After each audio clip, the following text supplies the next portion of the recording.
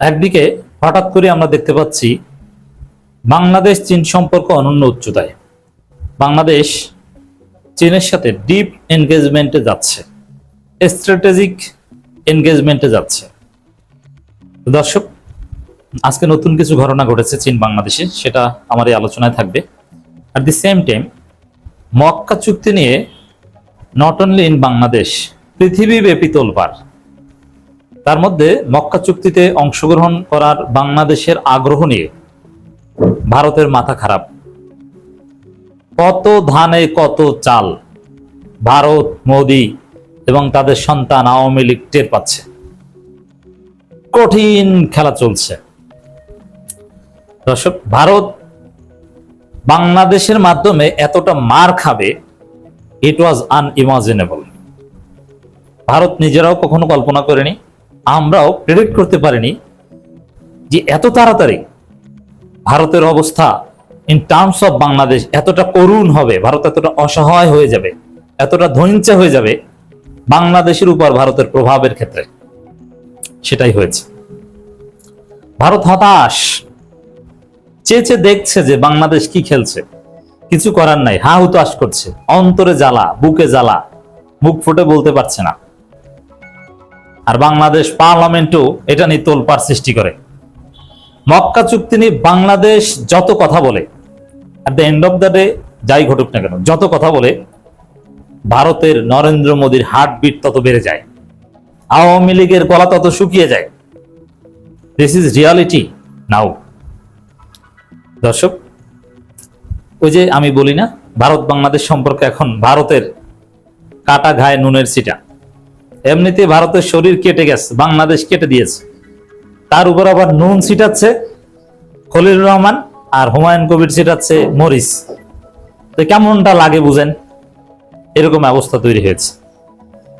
মক্কা চুক্তি হচ্ছে নুন আর চীন হচ্ছে মরিচ, দুইটা একসাথে ভারতের কাটা ঘায়ে লাগাচ্ছে বাংলাদেশ।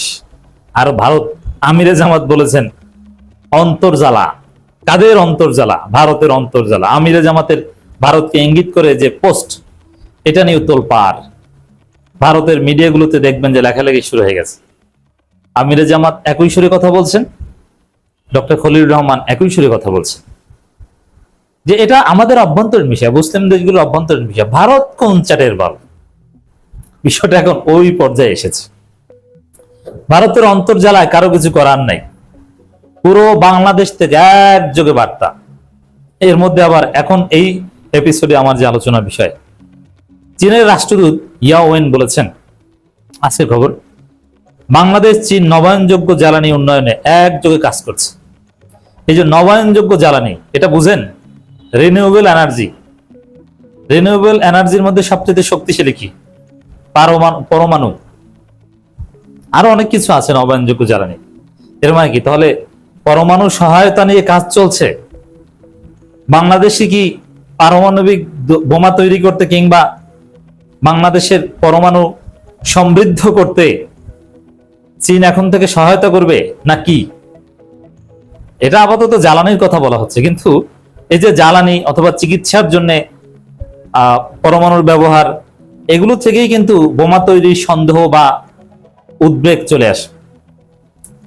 একদিকে চীন থেকে উন্নত যুদ্ধ বিমান কিনছে বাংলাদেশ, কিনতে যাচ্ছে, প্রক্রিয়া সম্পন্ন, খুব শীঘ্রই আসবে। আর একদিকে নবায়নযোগ্য জ্বালানি উন্নয়নে একযোগে কাজ করছে।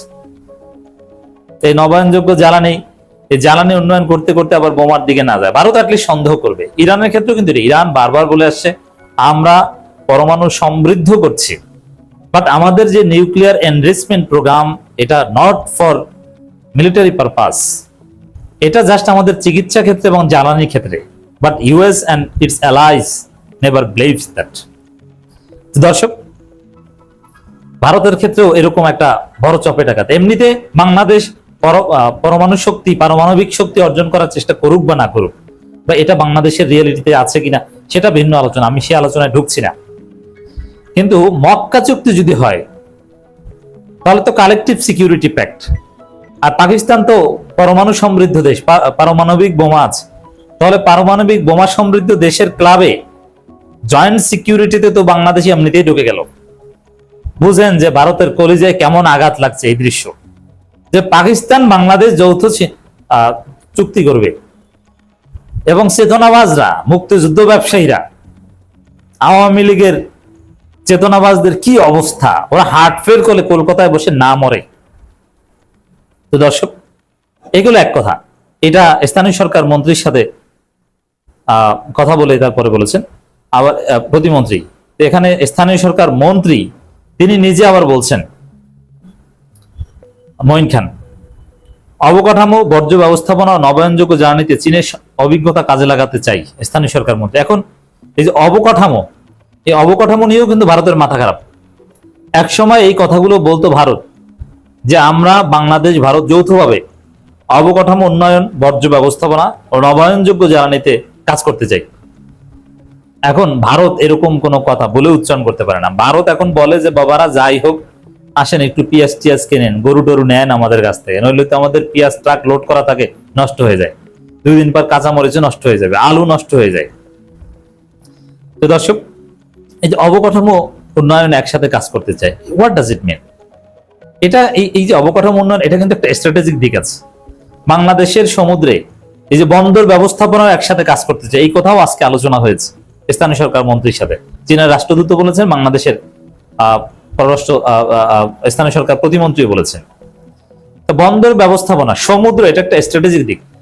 সমুদ্রে চীনের প্রেজেন্স, এটা ভারতের কাছে অসহ্য, বাট ইট ইজ হ্যাপেনিং। আর দি সেম টাইম অবকাঠামো বলতে কি অবকাঠামো, কি অবকাঠামো একটু বলি। যেমন তিস্তা মহাপরিকল্পনা, সেখানে তিস্তা মহাপ্রজেক্টে 203 কিলোমিটার বাঁধ নির্মাণ করা হবে, বিরাট রিজার্ভিয়ার নির্মাণ করতে হবে। এটা একটা অবকাঠামো। এতে ভারতের চালাকি একদম ধরা খেয়ে যাবে। অবকাঠামো হচ্ছে বগুড়ায় আন্তর্জাতিক বিমানবন্দর নির্মিত হবে চীনের সহায়তায়। কেমন লাগে ভারত চীনের সহায়তায় বগুড়ায় আন্তর্জাতিক বিমানবন্দর? নীলফামারীতে 1000 শয্যা বিশিষ্ট হাসপাতাল, নীলফামারীতে সামরিক বিমান ঘাঁটি অথবা ঠাকুরগাঁওয়ে, এগুলো সব ভারতের 7 সিস্টার, শিলিগুড়ি করিডোর, তাদের যে চিকেন নেক, এগুলোকে ঘিরে, এগুলো আশেপাশে পুরোটাই চীনের বড় বড় বিশাল জায়ান্ট অবকাঠামো থাকবে। ওটা দেখলেই নরেন্দ্র মোদীর কলিজায় কাঁপন ধরবে, কিন্তু কিছু করতে পারবে না। হামলা করবা করো, চীন ওদিক থেকে মারবে।